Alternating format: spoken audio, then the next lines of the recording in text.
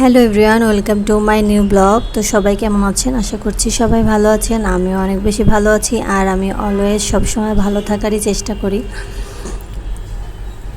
তো আমরা অফিস থেকে এসে বিকালবেলা রেডি হয়ে এই যে বেরিয়ে পড়েছি সবাইকে নিয়ে। আমাদের একটা প্রোগ্রামে দাওয়াত ছিল। তো আজকে একটা বউ ভাতের অনুষ্ঠান আছে, ওখানেই আমাদের সপরিবারে দাওয়াত ছিল। আর এর আগের একটা ব্লগে আপনারা দেখে থাকবেন, আমি একটা গায়ে হলুদের ভিডিও করেছিলাম। তো ওটাও আপনাদের সাথে শেয়ার করেছিলাম। আর এটা একদম বউ ভাতের একটা অনুষ্ঠানের ব্লগ আর কি। তো আমরা এখানে সবাই আসছি, আসার পরে দেখলাম আমাদের সবার লাস্টে আসছি আর কি। আসতে আমাদের লেট করে ফেলেছি। তো এখানে এসে আমি কনেকে দেখে খুব বেশি ভালো লাগতেছিল, কারণ ওনাকে কিন্তু অনেক বেশি সুন্দর লাগতেছিল।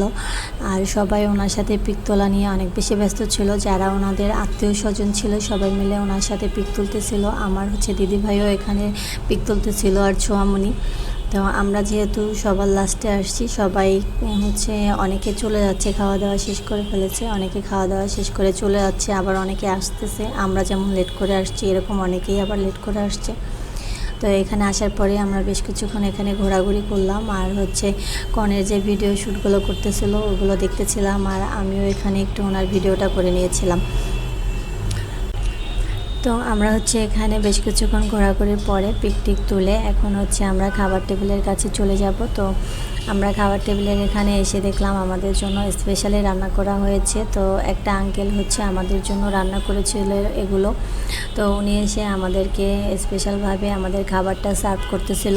তো আমাদের জন্য এখানে মুরগির মাংসের রোস্ট, আর খাসির মাংস, আর পোলাও রান্না করা হয়েছিল, আর সাথে বোরহানিও ছিল।